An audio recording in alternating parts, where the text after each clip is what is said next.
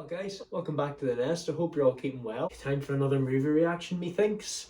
Yes, we are continuing on with 1977, and tonight we're actually doing a movie which I thought the story was going to be a lot more different. You know, I was expecting a whole war and everything. I was expecting to actually see inside of the ship. But tonight we are reacting to a sci-fi movie, and that is Close Encounters of the Third Kind. Yes, that is correct. We're watching Close Encounters of the Third Kind tonight. Well, not watching it, we're reacting to it. This is a Steven Spielberg movie. I have to say, I was expecting the lead character to actually become abducted by aliens, but that's not the case at all. You know, it relied on more lights and visuals and everything. Well, same as 2001: A Space Odyssey, but there's a lot more going on in this one. Yeah, I really preferred this one. I did enjoy it. I really enjoyed it. And I guess after Jaws, Steven Spielberg just wanted a lot more success. I actually found out he thought of this movie for a long time, and it was in 1977 that he actually managed to get it off the ground and show it to the public. Yes, so in the Sonoran Desert, these researchers have traveled. It's all like French, American, and Mexican researchers, and they have come across these vehicles that have not been seen since World War II. And despite only turning up now for the first time in 30 years, they're in prime condition. There's no dent on them, there's no decay or dust on them at all. They're perfect. But they do notice that their drivers aren't in the cockpits and everything. Where's the pilot? An old man who witnessed the vehicles coming back, he says, "The sun came out at night and sang to him." Eventually, a large ship that was seen during World War II has landed in the Gobi Desert in Mongolia, and even two planes came into close contact with a UFO and they nearly crashed into it. So things are definitely starting to get weird now, even though it's only just the beginning. In Indiana, a young kid named Barry, he wakes up in the middle of the night to find out that his toys are operating all by themselves for some reason, and he sees something out in the distance and he chases after it. However, his mother Jillian wakes up and she chases after him. I wonder what he sees. Like, do the aliens actually come out of the ship and they do some observing and Barry sees it and then he chases after it? Is that probably what happens? Do let me know in the comments. Power outage happens like all over the town. Lights go off and you just look over. Tell you what, if you go on like a hill or something, you'll see no light and you'll wonder, oh, there's no civilization here. I guess I'm just gonna have to find somewhere else. But then soon the lights do come on. They're like, oh shit, what have I done? This electrician named Roy Neary, he is called out in the middle of the night to try and see what the power outage is all about and hopefully fix it. However, he parks right underneath a UFO, and as soon as it turns its lights on, he is absolutely fascinated. And because of this, he gets a sunburn on the left side of his face.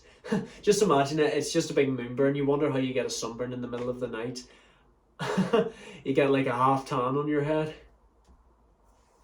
And I tell you what, the UFO doesn't even pay for the toll booth whenever it goes past it. Roy begins to lose his mind and he becomes so fascinated by the UFOs. Whenever he sees the UFOs, he sees a shape,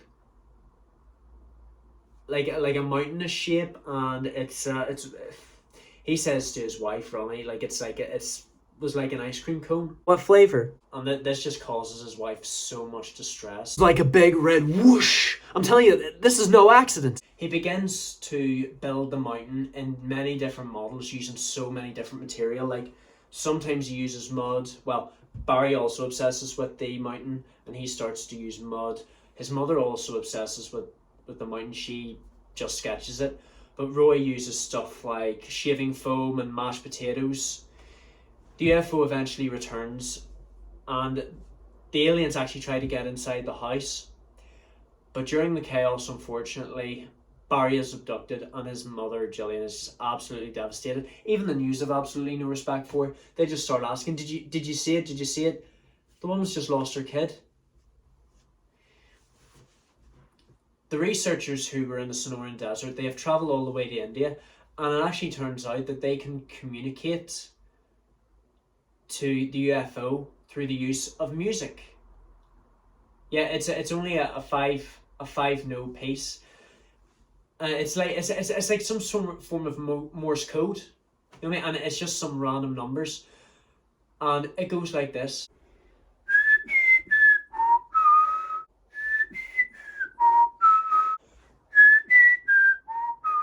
If I had a keyboard and I knew how to play a keyboard, I would actually play it out for you guys right now. So I have to whistle, dun dun dun dun dun. And they actually realized that through the use of cartography, they go on to like a really large globe, which is worth $1 million, and it turns out that it's actually geographical coordinates.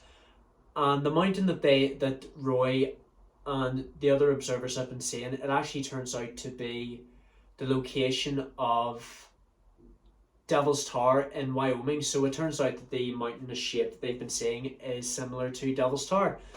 And that's probably why they decide to build a landing site there, because that big mountain seems to have some sort of meaning towards them. I don't know why, but they decide to build a landing site there, and they lie to the public in the local towns there that a train has crashed and there's just a big vat of like toxic nerve gas all over the place, when really they just want to build a landing zone for the aliens. Roy begins to lose his mind even more. You probably realize that there's something strange going on with Dad. What is it? He even goes as far as to throwing bricks and his front yard plants through the window, and he takes the trash in like you know, the garbage guys actually come to take the garbage bin away, but he just pulls it right back, and he's like, "No, I'm taking this," and he just throws all the rubbish into his house, and this is the last straw for Ronnie and the kids. They just leave him, and I don't know where they drive off to, but they don't care. They don't have to get dressed or anything. I'm like, I've had enough of you. I'm getting out of here. So it turns out the reason why he wanted all the garbage and everything is because he builds the mountain shape out of all the garbage, and it actually looks very realistic. You know, the trees and everything. You know, the soil, the rubble. It just looks like Devil's Tower. He sees Devil's Tower on the news, and he decides to travel all the way to Wyoming. Gillian does the same, and they actually manage to travel together. And I do have to say they actually do have a fling. You know, they kiss. You know, later on. I find out that that's a wee bit weird because, you know, Roy's technically still married. His wife and kids have left him, but there's actually no divorce papers. Who knows? Others who have travelled all the way, who are fascinated by the mountain, by Devil's Tower, they get taken away by the army, but Gillian and Roy manage to get to the top undetected, despite taking cover from a gas plane that, you know, just like nearly kills them just through the use of gas. But at night time, well, I'm actually glad I've managed to do this in the night. I film this in the night. I actually prefer doing stuff like this at night time because, you know, I just prefer the atmosphere, especially since Halloween's coming up and everything. But the landing site has been built. I don't understand how they managed to build that in such a short period of time. But the UFOs arrive and they communicate with them. They communicate the 5-note music piece, gradually getting faster. And all they needed to do was connect a keyboard up with a large electric billboard. Yeah, it's amazing what you can do. And it gradually becomes faster. The mothership does respond. It sounds a lot more aggressive in nature. I have to say, the mothership is absolutely enormous. You could probably get a whole city of people into that shit. You know what I mean? Like Belfast would just be empty if the mothership takes everyone on board. Whenever it lands, it opens its doors, and everyone who's ever been abducted, and these are people from all different eras, like World War II soldiers, people in the Marine, and despite being taken away during different eras, They haven't aged a bit. I don't know why there were some animals in there. Like, I did see cows and cats and dogs and every farm animals coming out. I wonder what they were doing. Were they using them for research? You know, I do know that's why they took people away. They even took like the vehicles, probably to do a wee bit of research so they can understand how do we fight our battles. We need to see the blueprints of what the humans do. It's a good theory, guys. That's probably why they take all the vehicles and humans. They probably want to ask them, how do you guys live? We've got battles of our own. How do we fight them? And luckily Barry emerges from the ship and he's reunited with his mother. Finally, for the first time ever, the aliens actually show themselves. I don't know why it's only at the very end of the movie. I do wish they had a lot more screen time. But, you know, it's all good now. I actually got to see what they look like. They just look like normal aliens that I see drawings of. You know what I mean? Like tall, grey, black eyes, slender. Roy is one of the few people that is selected to journey through space with them. I do hope that he actually returns to Earth and he reunites with his family and he apologises to them. He explains what he saw. You know, like, I bet you it'll be on the news by then. The whole government and the world has basically seen a magnificent mothership UFO with aliens in there. Before they leave, the tallest alien, who I assume is the commander, it communicates with one of the researchers through the use of hand gestures. I think I can get it right just by this.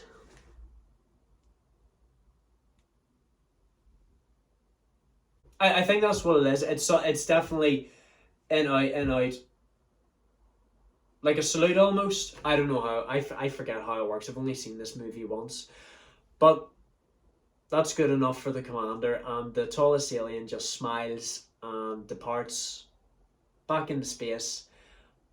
And Barry has the last line of the movie, which is this: "Bye." Yeah, what a crazy movie. You know, I actually thought that Roy was the main character who was going to be abducted, because I do know that he encountered a UFO.